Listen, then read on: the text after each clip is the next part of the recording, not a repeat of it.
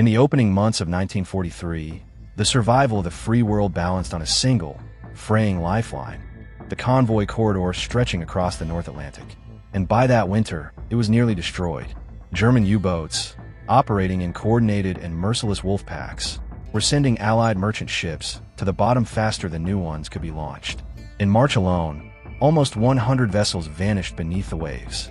Winston Churchill later wrote that the U-boat menace was the only danger in the entire war that truly chilled him. Britain's situation was collapsing. Starvation loomed just months away. The numbers were merciless, and the Allies were losing. And then, in a span so short and violent it stunned both sides, the momentum reversed. Practically overnight, the hunters became the hunted. This is the story of the American weapon system that shattered the wolf packs, shocked their commanders, and turned the tide of the Atlantic. Birth of the hunter-killer groups. To understand the German shock, you must first understand the hopelessness of the situation before 1943.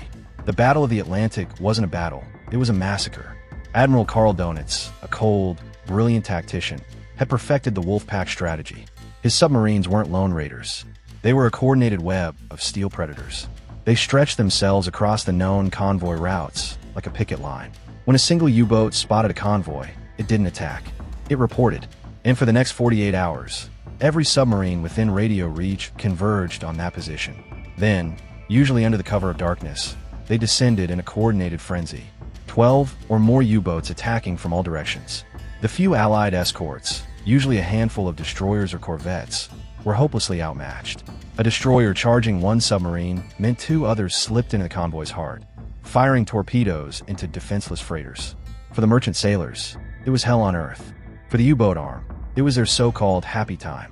But their strength masked a fatal weakness, one that, once exploited, would doom the entire fleet. A World War II U-boat wasn't a true submarine by modern standards. It couldn't stay submerged for days or weeks like the nuclear behemoths of the Cold War. It was, in reality, a surface ship that could duck underwater briefly. It needed the surface constantly. First, to breathe, its diesel engines needed oxygen and had to run for hours each day to recharge batteries. Second, to communicate. The entire Wolfpack system relied on radio coordination. U-boat captains sent constant updates on their positions and convoy sightings. The Wolfpack's Achilles heel. Donitz had a solution for his fleet's limitations. The Type 14 Milchkuh support subs, the milk cows. These huge resupply submarines carried fuel, torpedoes, food, and spare parts. They could replenish entire groups of U-boats at secret rendezvous points deep in the Atlantic, far beyond the reach of Allied aircraft. This allowed U-boats to remain on patrol for months, turning the mid-Atlantic, the Black Pit, into a killing ground. The American Navy knew defending convoys wasn't enough. Defense alone would lose the war. They needed to strike back. They needed to hunt the hunters. And that led to one of the most important organizational creations of the entire war, the U.S. Navy's 10th Fleet. It had no ships. Its weapon was information. Working side by side with British codebreakers at Bletchley Park, they accomplished the unthinkable. They broke Germany's Enigma codes. Every radio transmission from a U-boat became an open confession. The Allies suddenly knew Wolfpack positions. They knew milk cow rendezvous points. They knew the movements of the deep-sea predators. But knowing wasn't enough. The U-boats hunted in the vast mid-ocean, 1,000 miles from any airbase. How do you strike targets that far from land? Escort carrier, America's unexpected answer. The solution was as brilliant as it was simple: mobile airfields. Escort carriers, small, slow, built on merchant hulls. Called jeep carriers or baby flat tops, they were the opposite of the massive Pacific carriers. But they were perfect for the Atlantic. Each carried a dozen F-4F Wildcats and 9 TBF Avenger torpedo bombers. Suddenly, air power could reach anywhere. On March 5, 1943, USS Bogue sailed from Norfolk. She wasn't guarding a convoy. She was the weapon, the core of Task Group 21.12, the first true American hunter-killer group. Their mission: use ultra-intelligence to find U-boats and destroy them. The German captains had no idea this storm was coming. They knew destroyers.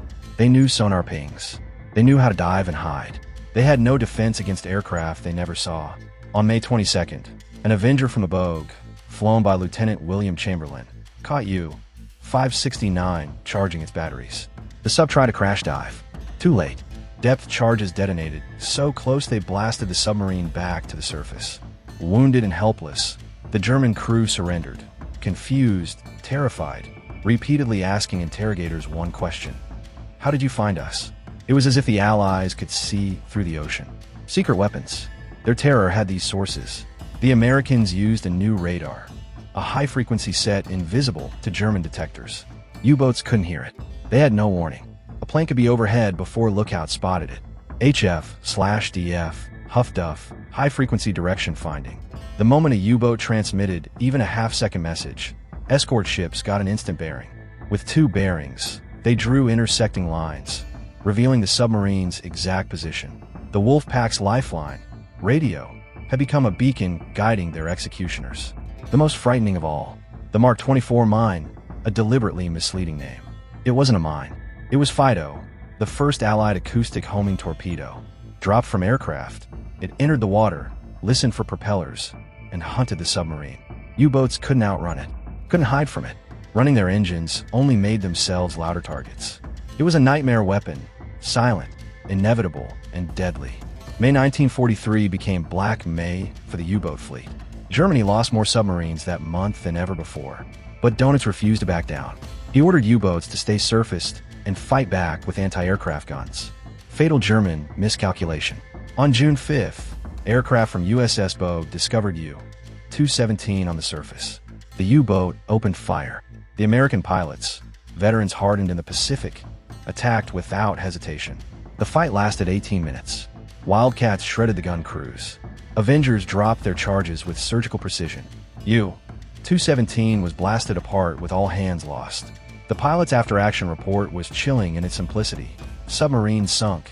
0 survivors. The hunter-killer groups were evolving rapidly. They realized the true backbone of the Wolfpack system wasn't the attack boats. It was the resupply subs. Destroy them, and the Wolfpack starved. USS Card, under Captain Arnold Buster Isbell, perfected this new doctrine. Hunting the milk cows. On August 7th, 1943, an Avenger from the Card spotted the impossible. A milk cow, U-117, refueling U-66 in broad daylight, hoses still connected. There was no way for them to dive. Lieutenant Charles supply attacked instantly. Depth charges detonated with perfect accuracy.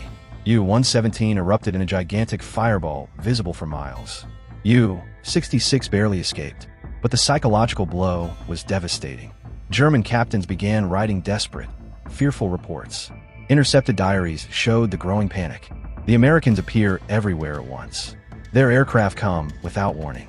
Their weapons are impossibly accurate. We are no longer hunters, but hunted.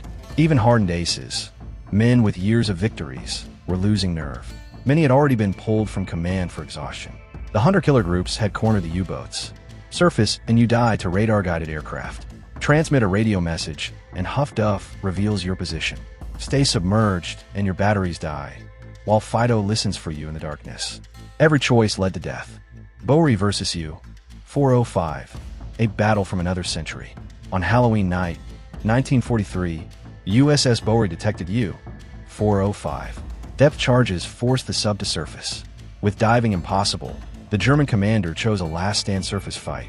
In a storm of towering waves, Bowery attempted to ram, but instead became stuck on top of the U-boat's deck. For 10 minutes, the two warships were physically locked together. What followed looked like a nightmare resurrected from the age of wooden ships. At point-blank range, crews fired pistols, machine guns, shotguns, even throwing mugs, shell casings, and knives across the gap. Eventually, a wave separated the vessels. Bowery opened fire with everything she had. U-405 sank with nearly all hands. But Bowery was mortally damaged and had to be abandoned the next day. The U-boat war had entered a savage, doomed final phase. Germany tried to adapt, introducing the snorkel to let submarines run diesels just below the surface. But the Allies were too advanced, too practiced, and too numerous now. The veteran U-boat commanders were mostly gone, replaced by young, inexperienced crews, many barely trained. The last stand. On May 6, 1944, USS Buckley encountered U-66 again, the same sub that survived the milk cow attack. This time it would not escape. With dead batteries, the U-boat was forced to fight on the surface. The Buckley rammed the sub. German sailors, believing their vessel was sinking, climbed aboard the American destroyer, leading to chaotic hand-to-hand fighting. The Buckley's crew forced them back, then riddled the submarine with gunfire until it sank. But the most extraordinary moment came on June 4th, 1944, 2 days before D-Day. Capture of U-505, a historic triumph. Captain Daniel Gallery of USS Guadalcanal had a wild idea. Don't just sink a U-boat, capture one intact. His task group trained in secret for months. When they found U-505, depth charges forced it to the surface. The German crew abandoned ship, believing it was about to explode. Gallery gave the order. A boarding team leapt onto the still-moving, flooding submarine. Led by Lieutenant Albert David, they raced below, found the scuttling charges, and disarmed them with seconds to spare. They had done the impossible, captured a fully intact enemy submarine at sea. And inside it, Enigma machines, current codebooks, manuals, acoustic torpedoes, the entire technological soul of the U-boat fleet. The U-505 was towed to Bermuda and today rests at the Museum of Science and Industry in Chicago, a monument to the moment the hunters turned the tide forever. By D-Day, the U-boats were no longer a threat. The invasion fleet crossed the channel without fear. True meaning of shock. When we talk about German captains being shocked, it wasn't fear of a new weapon.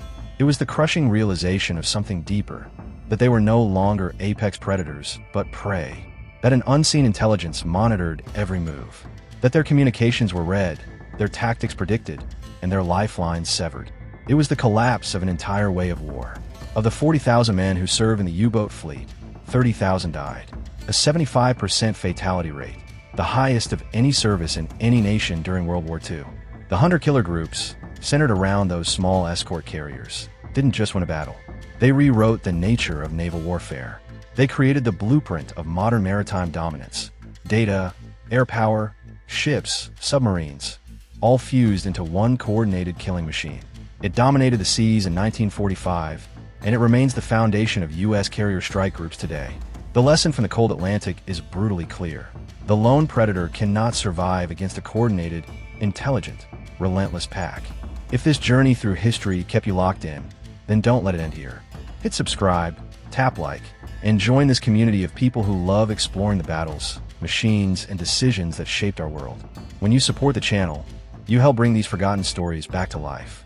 And if you're ready for the next chapter, our deep dive into the engineering marvel of USS Nautilus, the world's first nuclear submarine, is waiting for you on screen right now. Trust me, if you enjoyed this story, that one will blow you away. Thanks for watching, and I'll see you in the next video.